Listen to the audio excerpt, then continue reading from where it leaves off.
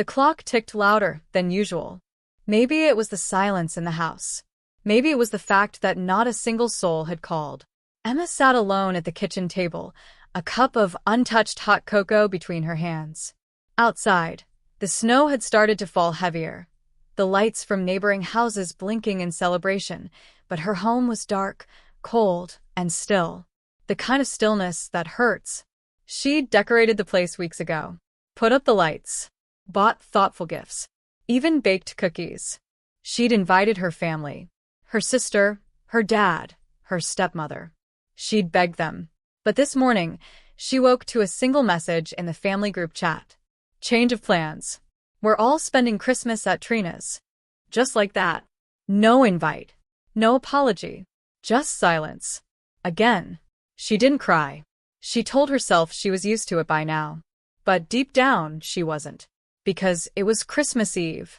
Because she had always been the one left behind. She sat near the window, watching the road, hoping they'd change their minds. Hoping even one person would knock. But they didn't. Not at 6 p.m. Not at 9 p.m. Not even when the clock struck midnight. And then, a knock. 3 slow, deliberate knocks on her front door. She froze. Her heart jumped into her throat. Who could it be? She walked carefully to the door, every footstep echoing through the quiet house. Her fingers hesitated on the knob. And then she opened it. A man stood there. Tall. Late 30s. Wearing a long black coat dusted with snow. He looked exhausted, as if he'd been traveling all night. His hands were shaking, and in one of them a letter. A real one. Handwritten. Folded perfectly. He looked up at her. You're Emma Clark, right? She nodded, confused, her voice caught in her chest. I was told to give this to you. Tonight. At midnight. Exactly. He handed her the letter. Before she could ask who sent him, he smiled once, gently, and turned back toward the snow. Emma stepped onto the porch, still barefoot. Wait. Who sent you? But he didn't answer. He was already gone. She looked down at the letter. It was addressed in ink. To Emma. For the night you needed it most. Her hands trembled as she opened it.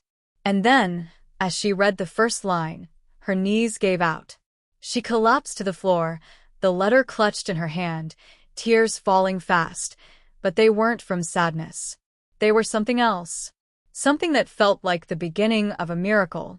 The paper was still clutched in her hand when she finally pulled herself off the cold wooden porch. Her knees ached, her breath stuttered, and yet she didn't feel the snow against her bare skin. Not really. Not when her heart was pounding like that. Not when the words in that letter were now burning into her memory like a brand. She slammed the door shut behind her, dropped to the floor next to the couch, and held the letter with both hands like it was a lifeline. It wasn't the handwriting that made her break. It was the name signed at the bottom. With all the love I should have given you when I was alive, Mom. Emma stared at the fireplace. It hadn't been used since her mother died 3 years ago. They said it was an accident. A short circuit in the old cabin she had moved into after her divorce. No one talked much about it. Her stepmother made sure of that. It was easier for the family to pretend Emma's mom had never really mattered. But she mattered to Emma. She always would. And now this letter somehow found its way into her hands on Christmas Eve. The same night her mother used to wrap Emma's presents in silver paper and pretend Santa still existed. She slowly opened the pages again, her fingers shaking. Dear Emma, if you're reading this, it means I've already missed too many Christmases. I made arrangements for this letter to find you one day, on a night I knew would be the hardest. If no one's there, let this letter be. Because I am. I always was. Even when I couldn't say it out loud. Even when I was hurting too much to show up the way you needed. There are things you never knew, things I kept from you, not because I didn't trust you, but because I was trying to protect you.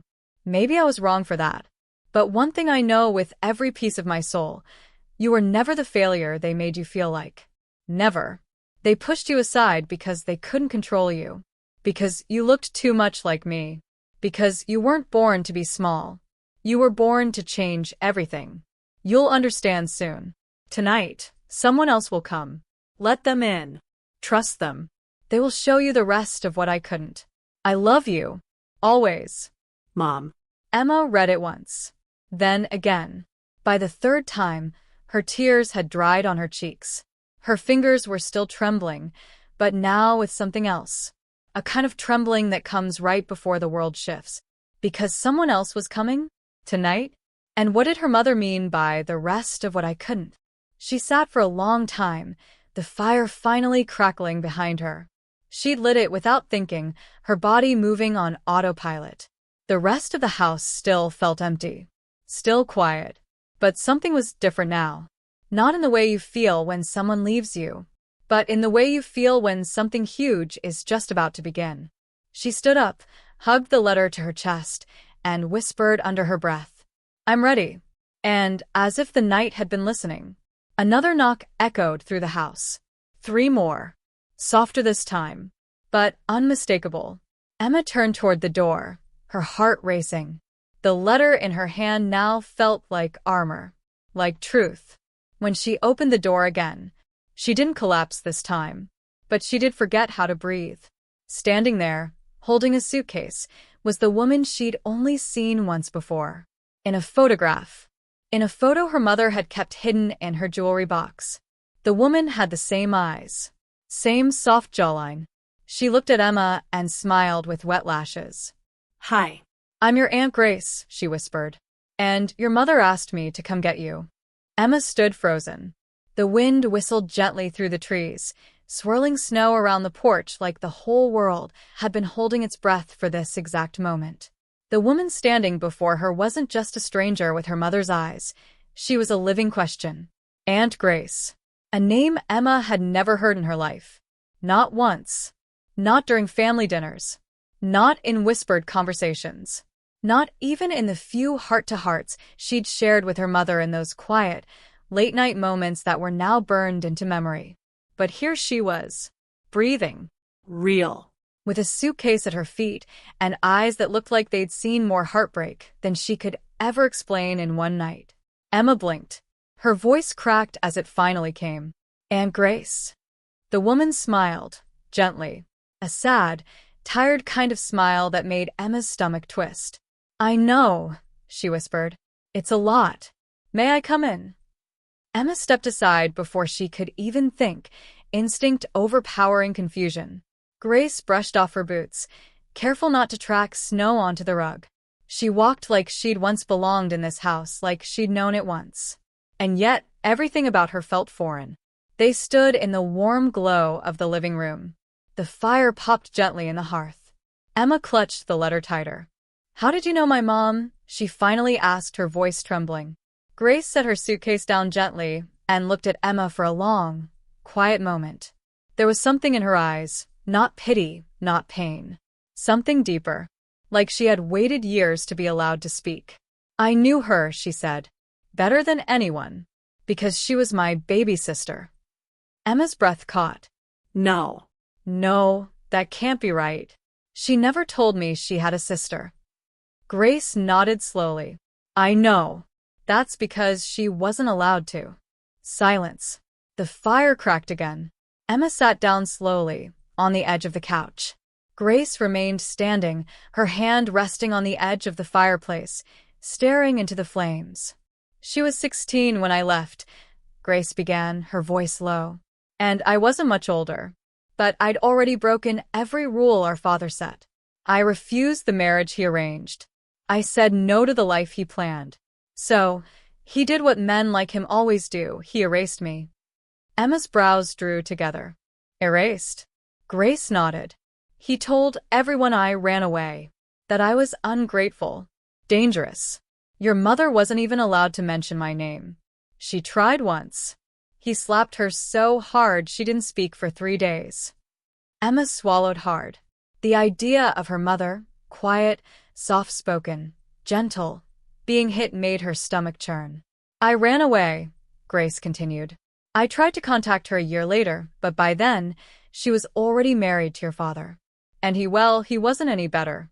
Controlling. Traditional. He didn't want your mother to have a life outside of him. And she accepted it. For a while." Emma's eyes burned. I never knew, she whispered. Grace gave a faint smile. She wanted to protect you. That was her way. She thought shielding you from the past would help you build a better future. But in doing so, she cut you off from the truth. From me. From all the strength that runs in your blood. She reached into her coat pocket and pulled out another envelope. Smaller. More delicate. She left this for me to give you in person. Emma took it, her fingers trembling. She opened it slowly, like unwrapping something sacred. Dear Emma, if Grace is reading this to you now, then she kept her promise, and I know how hard that was for her. You're probably confused. Maybe angry. But more than anything, I want you to know, I never wanted to lie to you. I just didn't know how to protect you and tell you the truth at the same time. Your aunt left because our family refused to let women speak for themselves. We were told what to say, who to love, how to live. Grace broke that cycle. And I admired her for it, even if I was too scared to follow. But you, Emma, you're more like her than me. You have fire in you. Courage. And I knew the day would come when you'd need her. When your heart would be broken wide open, not by the world, but by the people who should have protected you. You've spent your whole life trying to earn their love. And they've made you believe that being overlooked was your fault. That your quiet, your kindness, your patience made you small. But they were wrong.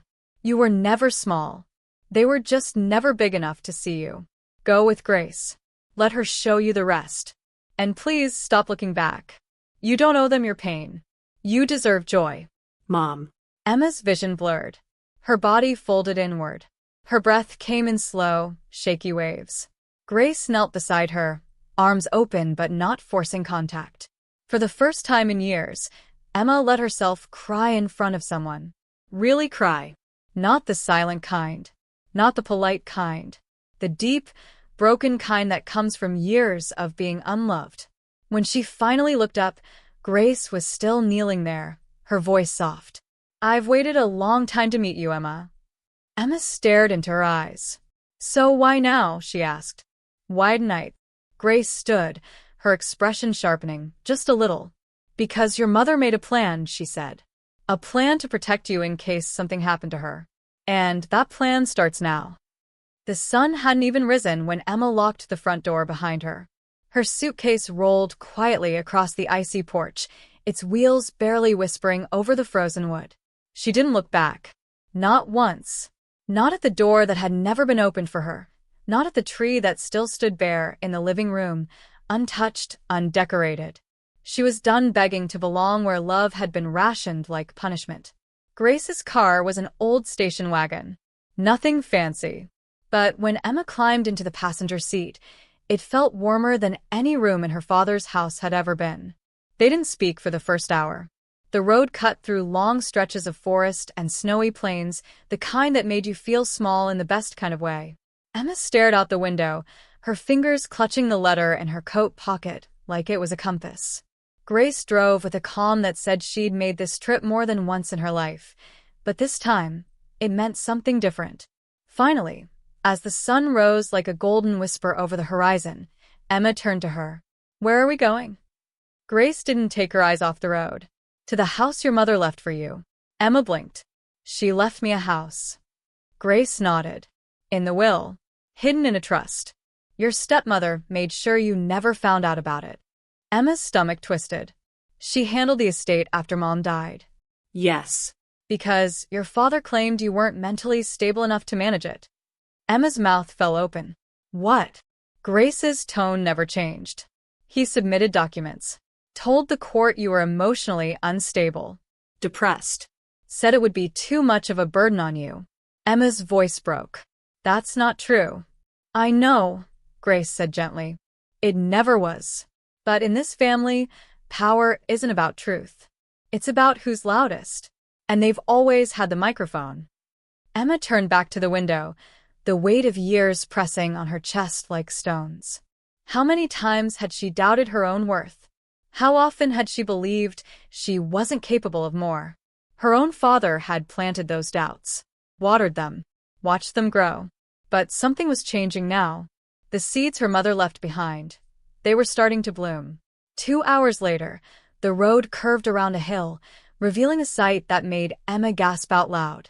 Nestled in a quiet valley, surrounded by pine trees dusted in snow, was a house straight out of a forgotten dream.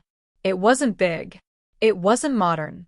But it looked like it had held 1,000 stories in its walls. Weathered stone, red shutters, a wide front porch with a swing that still creaked in the breeze. Smoke rose gently from the chimney. Grace pulled the car to a stop. Emma stepped out, the cold air biting her skin. But something about the place felt warm, like it recognized her. "This was hers," she whispered. Grace nodded. She bought it in secret, started fixing it up. Every time she disappeared for a weekend and told your father she was visiting a friend, she was here. Emma stepped onto the porch, her boots crunching softly. She ran her fingers along the old wood of the railing. There were initials carved into it. MC. Her mother's name. Mara Clark. Inside, the house smelled like cedar and cinnamon. There was dust, but everything was preserved, as if her mother had expected to return one day and pick up where she left off. Emma moved through each room slowly. A soft green couch. Handwritten recipes pinned above the stove. A dusty piano in the corner with a single cracked key. And then in the back bedroom, she saw it. A wall covered in photographs. Not in frames. Just taped gently. Dozens of them. Her as a baby. Her on her first day of school. Her laughing with a missing tooth. Her sitting on the swings alone. Her reading under the window when no one else was home. Tears slipped down her cheeks. "How did she get all of these?" she whispered. Grace was standing behind her now, arms crossed. "She followed your life, even when she couldn't say it. She always knew what was happening." Emma turned around. "Why didn't she ever tell me?" "Because the moment she tried, they threatened to take you away." Emma felt like she couldn't breathe. "Take me away? Your stepmother said she'd petition for custody. She told your mom that if she kept interfering, she'd make sure you were declared unsafe to live with her. That was how they broke her, Emma. With threats. With silence." Emma sank onto the bed. All those years she'd thought her mother just gave up, when really, she was fighting in the shadows. "What am I supposed to do with all this?" Emma whispered. "How do I live with this truth?" Grace sat beside her. "You don't live with it. You live beyond it." Emma looked up. "You take what they tried to bury and you grow something out of it." A long silence passed between them. Then Grace handed her a set of keys. "She also left you something else," she said. "Her journals. Her letters. And access to a fund she started the day you were born." Emma blinked. "A fund?" Grace nodded. "Enough to pay off your debts. Enough to start over. She saved for years. Quietly. She wanted you to have a life on your terms, not theirs." Emma's voice broke as she whispered. "She believed in me." "She always did," Grace said. Outside, the snow had started falling again. But inside, something else had started, too. Emma wasn't the girl they left behind anymore. She was the woman walking into the life they tried to deny her. The attic door creaked open slowly. Emma had barely noticed it the first time she walked through the house. It blended into the hallway ceiling, just above the narrow stairs, as if the house was protecting its most sacred place, waiting for the right moment to reveal it. Now, standing on the wooden steps with a flashlight in hand, she felt like she was entering a memory. The air up there was different. Dusty, yes, but it carried a strange stillness. Like time had stopped inside this attic the day her mother passed. Wooden shelves lined the walls.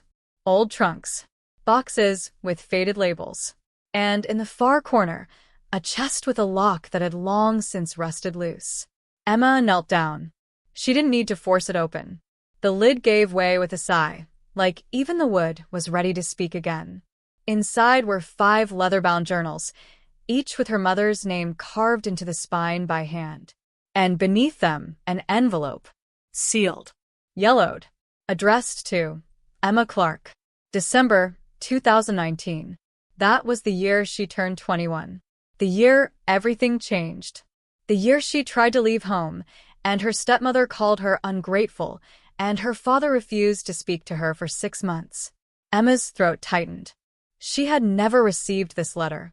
She picked it up with careful hands, walked down to the living room, and sat beside the fire as it glowed gently.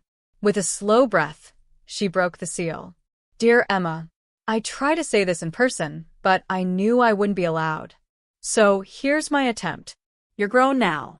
An adult in the eyes of the world. But I see the little girl in you still, the one who clung to my coat when I left the room, the one who cried in silence when your father scolded you. I saw it all, even when you thought no one was watching.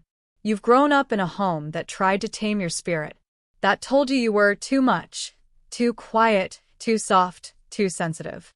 But Emma, softness is not weakness. It's a strength this world needs more of. I wanted to give you more. A louder defense. A better escape. But the truth is, I was afraid. I let fear steal years from both of us. And for that, I will always be sorry. But it's not too late. Not for you. I've left something behind, not just money or a house, but a path. A story. One that belongs to you now. And if you're reading this, it means Grace found you. Which means you're ready. Turn the page. Start with a journal marked, "The winter I disappeared." That's when it all began. That's when I started planning for the day you'd need to rebuild without me. Love you forever. Mom. Emma pressed the letter to her chest and sat there a long time, her face wet with tears. She hadn't even realized she was crying until a drop hit the paper. There was something about her mother's words, the way they cut straight through the years, through the doubt, through the silence. They felt like hands reaching through time to hold her steady. Later that night, after Grace went to bed, Emma lit a candle and opened the journal. The first page was written in her mother's careful, slanted script. The winter I disappeared. January 14th, 2015. I lied to him again. I said I was going to see an old friend. Really, I came here, to this house. It's almost finished. The contractor asked me what I'm building it for. I told him I didn't know yet. But I did. I was building it for Emma. A place to be herself. A place no one could touch. She's 12 now. Still too quiet. She watches everything. Says little. I see her shrinking more each day. And it terrifies me.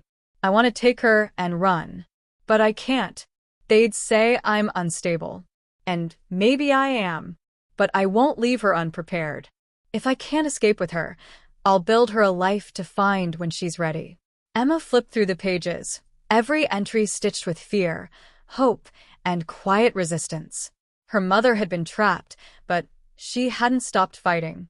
She had turned her grief into blueprints, her silence into strategy. And most shockingly, near the back of the journal, Emma found a letter not from her mother, but from Grace. Tucked carefully in the pages, it read, Emma, if you found this journal, there's something else you need to know. Your mother was planning to reclaim custody of you the year she died. She had a lawyer, a plan. She even booked a court date. That's why your stepmother panicked. That's why she buried everything. And now for the hardest part. In 2 days, there's a Christmas brunch your father and stepmother are hosting. It's the first one since your mother passed that they've made public again. A family celebration, they call it. You were not invited. I know that. But I'm telling you this because your mother left you an RSVP card, signed by her, dated the day before she died. And on the back, she wrote, if she chooses to come, make sure they see her. This is your choice, Emma. No pressure. No judgment. But if you decide to show up, I'll be right beside you. Grace.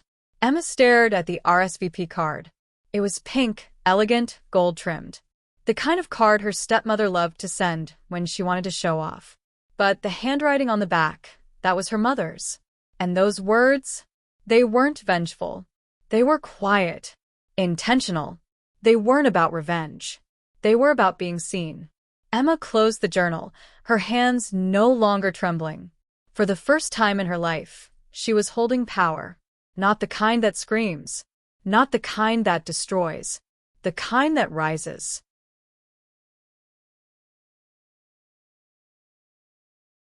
The morning of the brunch arrived with sharp winter sunlight cutting through the frosted trees. The world looked clean, polished, like it was pretending to be perfect, just like the people hosting the event. Emma stood in front of the mirror in Grace's guest room, adjusting the soft gray coat her mother had once worn, one of the only things she'd salvaged from the house before her stepmother tossed everything out. The scarf around her neck had been crocheted by her mother during one of the winters she disappeared to visit friends. Every thread of her outfit meant something. She wasn't dressing up. She was dressing in memory. Grace appeared in the doorway, holding a slim black envelope. "This came for you this morning," she said. Emma took it and opened the flap. Inside was a place card, gold embossed, printed in perfect cursive. Emma Clark declined. A cold, polite message. One last attempt to remind her she wasn't wanted. Emma smiled. "Let's go."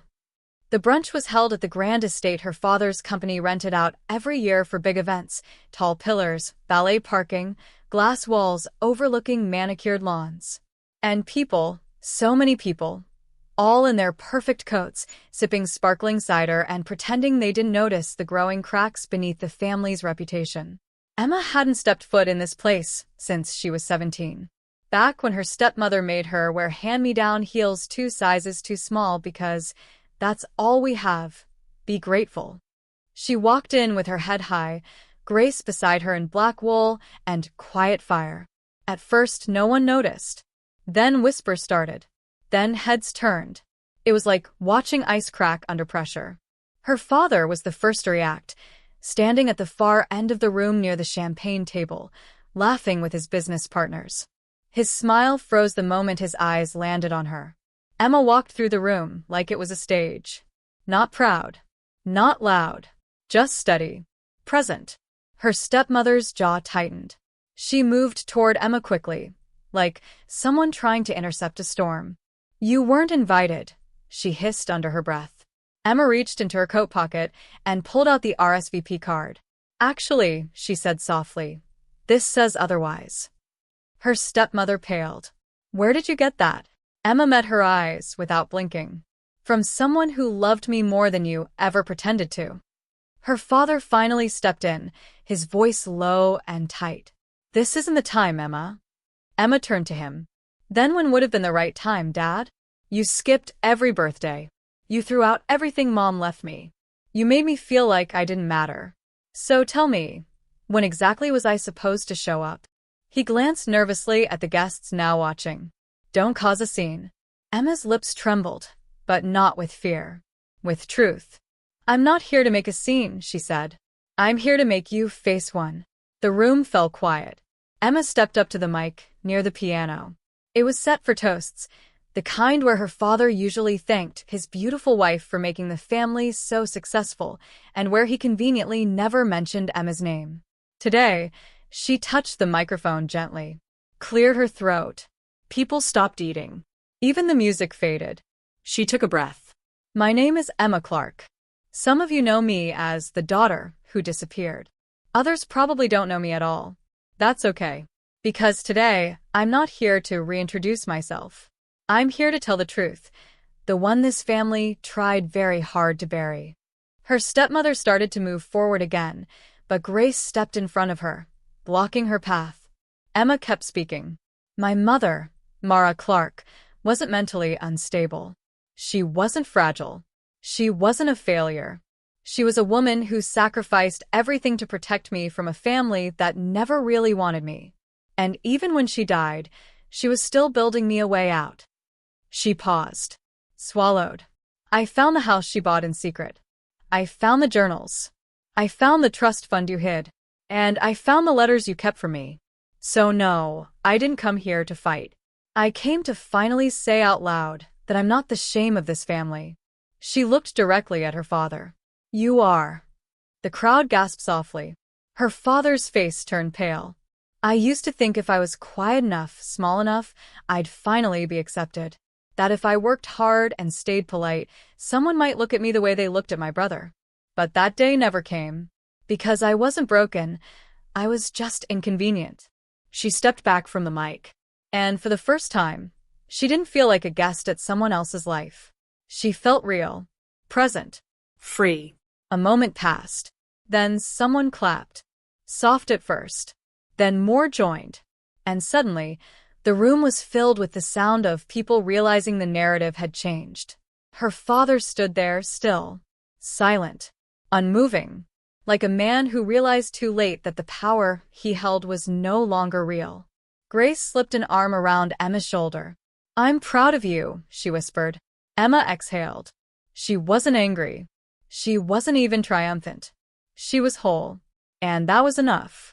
The brunch was over, but Emma stayed sitting in the car outside for a long time. The adrenaline had worn off. The silence now felt louder than the applause had been. Grace didn't speak. She knew what silence like this meant, the kind that followed emotional earthquakes. The kind that comes after years of silence are finally shattered. Emma's phone buzzed once in her pocket. She almost ignored it. But then she glanced at the screen. Text from Lucas Clark. Her breath caught. Her half-brother. The golden child. The heir. The son who got everything. The business, the affection, the benefit of the doubt. The one who stood by silently every time their father erased Emma, with a smile. She hadn't spoken to him in nearly 2 years. The message was short. "Can we talk? Please. I need to tell you something. Alone." Emma stared at the screen, her thumb hovering. Part of her wanted to block the number. Bury it. Pretend it didn't exist. But another part, the one her mother raised, the part that still believed in giving people one last chance to be more than what they were, replied with a single word. "Where?" They met an hour later at a small lake near the old high school. It was cold, still, and nearly deserted. The kind of place where secrets could float across the water and disappear without echo. Lucas was already there when she arrived. Leaning against his car, dressed in a dark coat, his eyes shadowed. Emma stepped out of Grace's car slowly. Her boots crunched against the gravel. He didn't move. Not until she got close enough to speak. And even then his voice was low, like it hurt to use it. "You didn't have to meet me." Emma crossed her arms. "You're right. I didn't." He nodded. "I deserve that." A long pause. The wind skimmed across the lake. "I saw the whole thing today," he said. "What you said. How you carried yourself. I just—" He swallowed hard. "I didn't know how much I didn't know. And that's not an excuse. It's just the truth." Emma looked at him, her expression unreadable. "You lived in that house. You saw how they treated me." "I know," he said. "But I didn't feel it. Not like you did. I thought if I didn't say anything, I wasn't part of it. But silence is still a choice." Emma didn't say anything. Lucas looked down. "I found something in Dad's office 2 weeks ago," he said. A box. One he told everyone was private business documents. I opened it. Emma's heart picked up. There were letters from Mom. Old ones. And pictures of you. Journals. Even that RSVP card. He looked up. "I asked him about it. I thought he'd admit it, you know?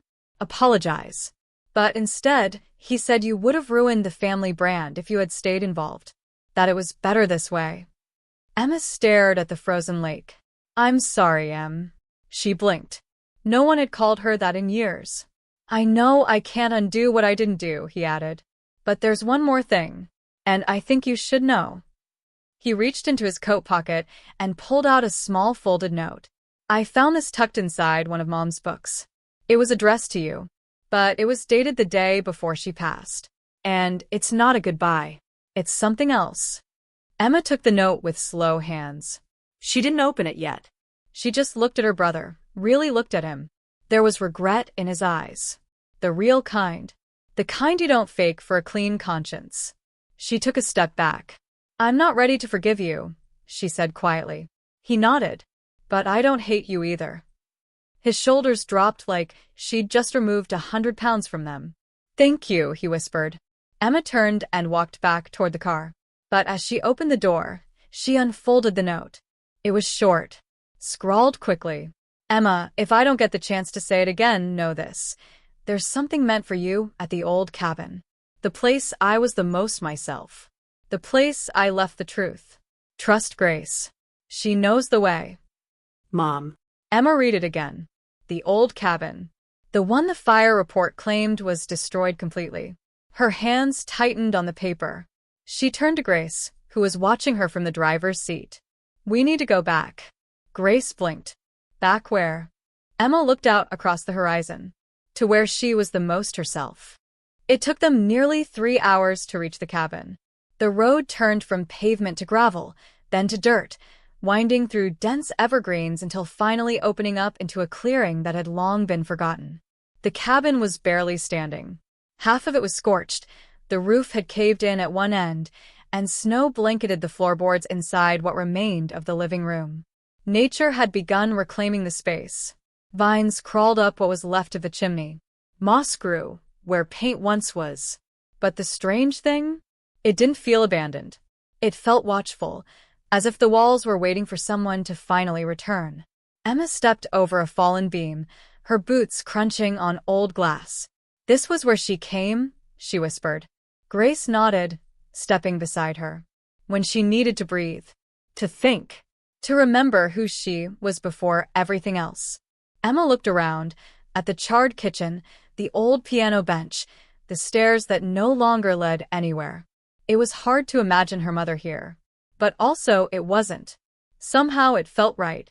She walked deeper inside, her hands brushing along the wooden banister that still stood. A bird flew out of a broken window as she passed, the silence returning just as fast. "She said she left something here," Emma murmured. "A truth." Grace frowned. "Let's look for anything that wouldn't have burned." They searched for over an hour, moved collapsed furniture, peeled back scorched rugs. Emma even checked under floorboards, her hands numb from cold. And, just when she was about to give up, she stepped on something hollow. Not a floorboard. A hatch. Hidden under a layer of ash and snow, near the base of the old fireplace.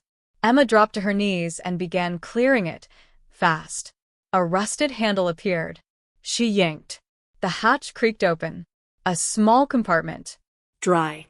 Protected by old insulation and thick panels of reinforced wood. Inside, she found a fireproof box.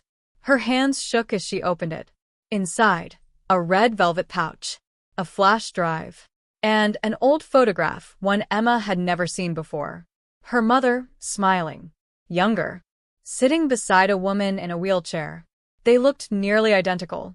On the back of the photo was a date. 1994, before the silence began. Emma stared. "Grace," she called, voice trembling.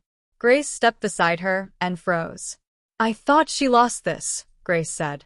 "That photo was taken the night before her father cut her off. That woman next to her, her best friend, Olivia. She disappeared the same week Mara got married." Emma's mind raced. She opened the pouch. Inside was a letter, this one printed, not handwritten. Her mother's name was typed at the top, followed by a list of banking information, legal references, names of offshore accounts, and, at the very bottom, a clause from a contract. Emma scanned it, then froze. She was a shareholder, Emma whispered. In his company. Grace frowned. "What?" Emma stood holding the document. "She owned 30% of my father's company. It was signed over to her by Olivia before she disappeared. And after Mom died, the ownership was supposed to transfer to me." She looked up. "But it never did. They hid it." Grace looked stunned. "That company, Emma, it's worth millions." Emma swallowed hard. "She didn't just leave me a house. She left me a seat at the table." A moment passed before Emma opened the flash drive on her laptop, using the Wi-Fi Grace's phone barely managed to pull in. Inside was one video file, dated just 2 weeks before her mother's death. The screen flickered. Her mother sat in front of the fireplace. This fireplace, wearing a thick sweater, her face tired but alive. "Emma," she said, "if you're seeing this, then they never let me tell you. I didn't die in a fire. The fire was set to destroy evidence. Not just documents, people." Emma sat frozen, tears already rising. "I tried to go public with the truth. About Olivia. About what your stepfather did to her. And the people he worked with, the contracts, the buyouts, the way he forced her out of her own company. I was going to testify. But I waited too long. I thought I could protect you and speak out. I was wrong." She paused. Her hand touched the necklace around her neck. The one Emma remembered from childhood. This isn't just about money, sweetheart. It's about legacy. Your legacy. They'll try to tell you that you're unimportant. But you hold the leverage now. You hold truth. They'll fear you because of it. But I pray, you choose to use it not to burn bridges, but to build something better. She leaned closer. Don't let bitterness steal the future. Let truth plant it, and let kindness grow it. But never mistake kindness for weakness. Be bold, my love. Be bold and unbreakable. The video ended. Emma stared at the black screen. Outside, snow was falling heavier now, blanketing the roofless walls in white. I don't want revenge, she said softly. Not really. Grace looked at her, eyes shining. What do you want? Emma closed the laptop. I want them to know I survived. I want them to know I know the truth. I want to use what she gave me to rewrite everything they thought they controlled. Grace nodded. Then let's begin. By the following morning, Emma had everything scanned, copied, and stored on 3 separate drives. One was in Grace's purse. One was uploaded to a cloud vault under a new name. And the third? Emma kept that one on her, pressed in a small pouch inside the coat her mother once wore. She didn't do it out of paranoia. She did it out of practice because now she knew people like her father didn't play fair. And if her mother's death had taught her anything, it was that people who build their lives on control will do anything to stop the one thing they fear most. Truth. Grace had made a few calls. She still had connections, not lawyers but journalists, women, survivors. Whispers of what had happened to Olivia all those years ago had never fully vanished. And now, with real documents, names, and ownership transfer proof in Emma's hands, this wasn't just a family secret anymore. It was a headline waiting to happen. But that wasn't Emma's goal. She didn't want to humiliate her father. She didn't want blood. She wanted peace earned, not given. She wanted her voice to be louder than their silence had ever been. And she wanted it on record. So she asked Grace to arrange a meeting with her father and with his legal team. Not in secret. In his own boardroom. The building was glass and steel, 10 stories tall, carved into the skyline like it was trying to stab the clouds. Emma walked through the front doors in silence, her boots echoing on the marble floor. The receptionist almost didn't recognize her. Then she did, and blinked in surprise. Miss Clark? Emma gave a short nod. They're expecting me. Upstairs, the boardroom was filled with tension before she even walked in. Her father sat at the end of the table. His step forward, the always perfect posture, the untouched cup of espresso in front of him. 3 lawyers flanked him, all in suits, all uncomfortable. And then Emma. She walked in alone. No Grace. No noise. Just presence. She sat down at the opposite end of the long table, pulled a folder from her bag, laid it flat. This is the documentation you've all tried to bury, she said calmly. Shareholder transfer. Proof of fund embezzlement. Statements from Olivia prior to her disappearance. Ownership clauses never honored. Oh. She pulled out one last page. A letter of intent to file federal whistleblower protection if any attempt is made to silence or discredit me. Her father's face twitched, just slightly. You came here to blackmail me?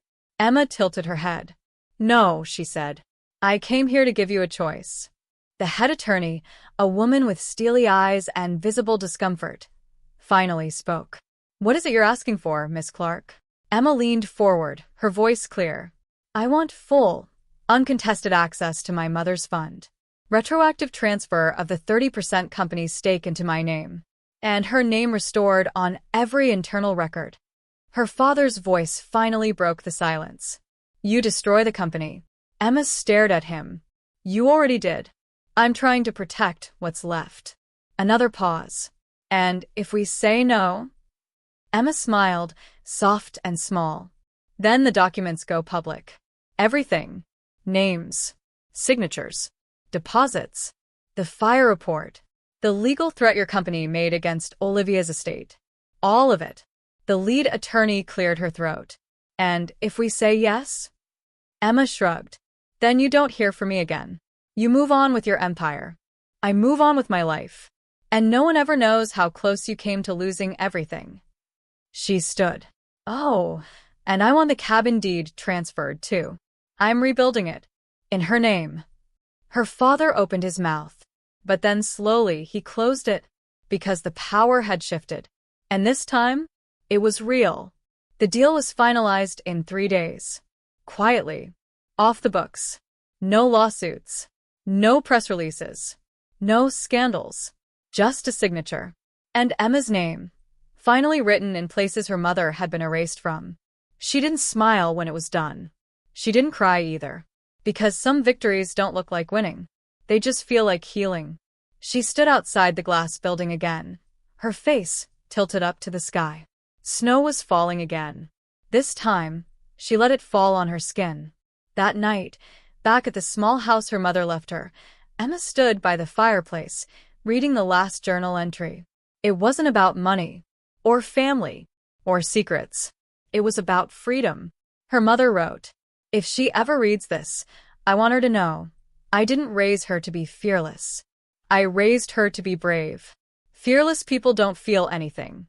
Brave people feel it all, and still move forward. So cry if you need to, sweetheart.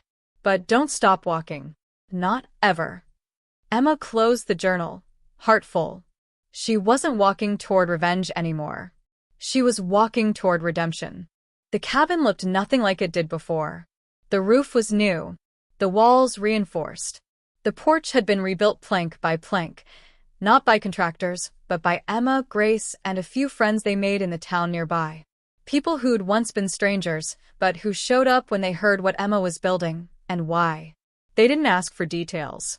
They didn't need the scandal. They only needed to know what Emma told them. That this cabin will be for women who need a place to breathe. A place to be themselves. A place no one can take away. And just like that, the community grew. Emma poured her settlement into it. Quietly.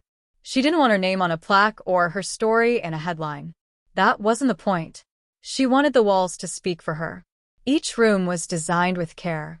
A shelf in every corner for books. A small piano like the one her mother loved. A wood-burning stove. A room for journaling. One for painting. A nursery. A kitchen that smelled like cinnamon and pine. No alarms. No demands. Just peace. 1 month after the renovations were done, she sat on the porch again. Snow falling gently. Wrapped in her mother's scarf. Grace had moved into the small caretaker's cottage nearby. Her hands in the soil. Her days quiet and full. And Emma? She stayed in the main house. Alone but not lonely. For the first time, she wasn't running. Or hiding. She was home. That night, she lit a fire, curled up with one of her mother's journals, and watched the snow fall outside the wide new windows. And then, a knock. Not loud. Not urgent. 3 gentle knocks. Emma blinked. Her heart skipped, the way it had that Christmas Eve when it all began. She rose slowly. Opened the door. There stood a girl, maybe 21. Thin coat. Red nose. Eyes full of something Emma recognized far too well. Lost. Quiet. Hopeful. She held out a letter. Trembling hands. "Are you Emma Clark?" she asked, voice soft. Emma nodded. The girl handed her the envelope. "Someone told me you'd understand." Emma took it gently. "Come inside. You're freezing." She helped the girl inside, led her to the fire, brought her tea. Sat beside her. Didn't ask anything. When the girl finally spoke again, her voice cracked. "I didn't know where else to go." Emma smiled, the kind of smile her mother used to give when words weren't needed. "You came to the right place," she said softly. The letter remained unopened on the table. Emma already knew what it said. Because years ago, on a night when she thought no one saw her, someone did. And they'd built a door in her honor. Now it was her turn to open it for someone else.